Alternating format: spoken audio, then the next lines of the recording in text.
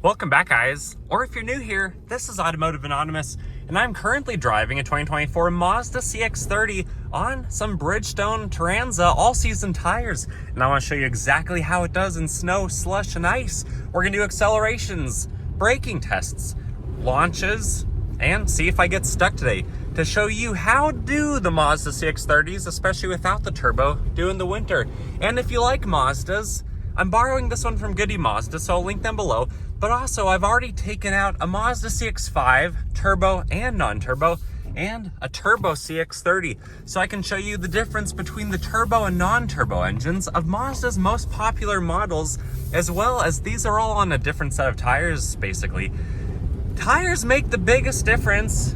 All-wheel drive, I'd say, makes the second biggest difference for how well you accelerate in the snow. Of course, we can't deny brakes, we can't deny physics, and there's a lot of variables that you're going to see today. But if you are looking forward to this video of what is basically the budget Ferrari, or what Ferrari copied Mazda in making their own SUV, like this video.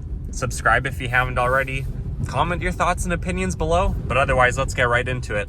I want to first of all start out by saying that I daily drive a Subaru Outback Wilderness. So something that has snowflake mounted peak tires and something that has almost 10 inches of ground clearance. But in the last week, we've gotten quite a bit of snow in this area. So I've driven a number of Mazdas, a number of trucks, and a number of other Subarus to try to see how the different all-wheel drive and four-wheel drive systems work. Mazda has what they call the I-Active all-wheel drive system, and it's actually a lot better than most of its competitors. I wouldn't say it's as good as the Subaru mechanical all-wheel drive system, especially where these only have 8 inches of ground clearance. So I'm more often today noticing body scrape and underbody rubbing in the snow than I do in some of those other vehicles I've driven, the higher Subarus and the trucks. But this system is really fun in that it's very sporty and it's very rear-wheel drive biased. Even though you can't easily turn off traction control in Mazdas like you used to, and the button used to be down on the left side instrument panel, this is a very tail-loose, tail-happy all-wheel drive system. And when you're on an all-season tire or better, you can have a lot of fun. You also don't have to worry about a transfer case where you have to turn it from 4-high to 2-wheel drive constantly when you go on dry to wet roads, as there's a lot of variation between the main roads and the unplowed neighborhood roads. These CX-30s really don't weigh a lot. In fact, they only weigh a little bit more than 3,000 pounds. But even the naturally aspirated one like this, it's a pretty punchy engine. It does a really good job. Right now we're in kilometers per hour for whatever reason that button got selected. But these are actually pretty high compression, very well sounding engines. And then they have a real 6-speed automatic, which so many other manufacturers, even all the Japanese ones, seem like they're going to CVTs.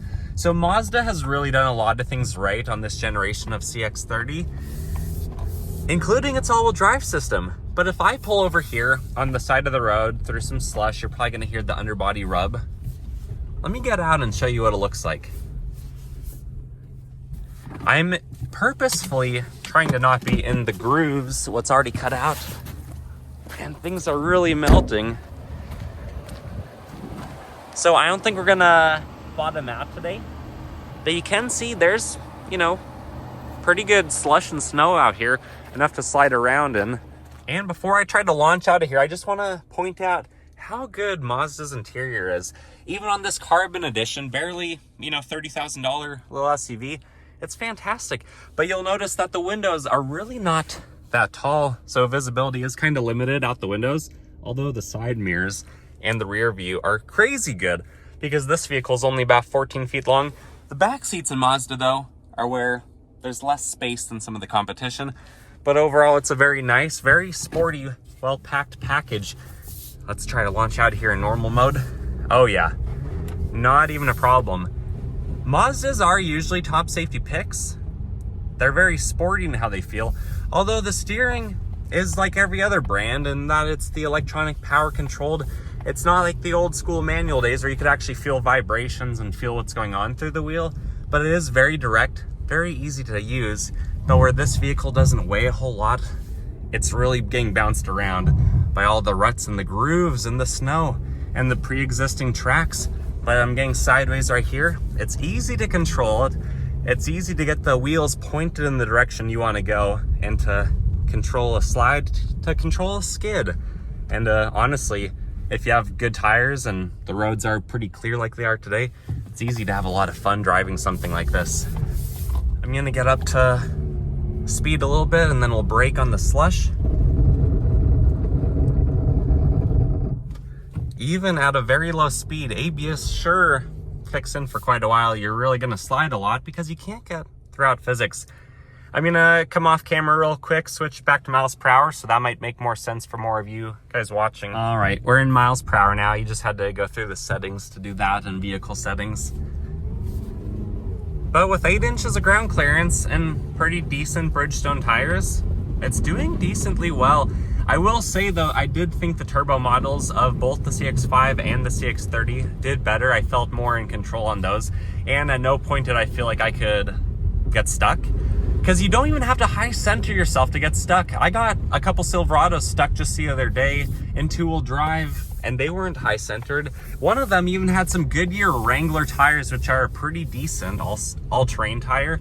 So it just depends on what you get stuck in, what you get buried in. But I do think that the reason that the other Mazdas felt better is probably a slightly better tire than what these slightly cheaper trim levels come with, because tires are the biggest factor in how well you're going to move around in the snow. This honestly looks like a spot that I wouldn't be surprised if we could get stuck, so I'm going to keep momentum. You can see it's actually trying to pull power more than the turbo models did, and those models that had better tires for better grip, because it knows I'm losing control here. But we got out of there. I wouldn't be surprised if stopping in that, you might get stuck for a little bit. Thankfully, when it's over 37 degrees like it is right now and everything's turning to slush, you could just wait a couple hours and the vehicle running would probably melt everything underneath and you could get out that way if you were truly stuck. Although that's not a convenient, practical method, at least it's an option. Anyways, let's get up to speed and I'll do a rolling acceleration through some slush. Now that it's miles per hour, I'm going 18, I'll give it maybe half throttle.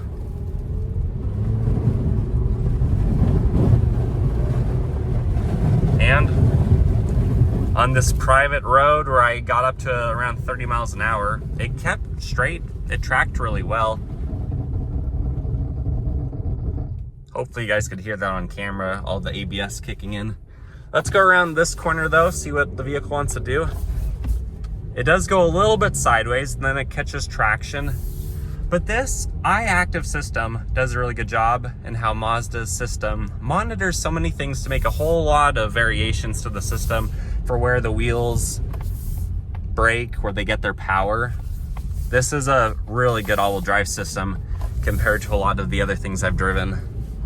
I think a lot of the other Japanese vehicles are getting a better system these days. They're getting more advanced, it's less reactionary, but there still are a number of vehicles on the road that are, you know, not mechanical, very clutch based and very much so slow to the party and when they are gonna actually kick in and do their job for you. Anyways, guys, I hope this video was informative or helpful of my subjective thoughts and opinions on how this non-turbo CX-30 does. This will probably be the last Mazda that I test today. I'll probably come back out another time when we have more snow and more wintry conditions. But overall, my thoughts are this is a good system. I would not hesitate to recommend this. Of course, I always recommend you test the competition, test other makes and models, and make sure that you're actually buying the vehicle that you want. And if this video is helpful to you in any way, please consider liking this video. Subscribe if you haven't already. Comment your thoughts and opinions below on what your experiences have been. And otherwise, I wish you guys the best and hope to see you again. Until then, take care.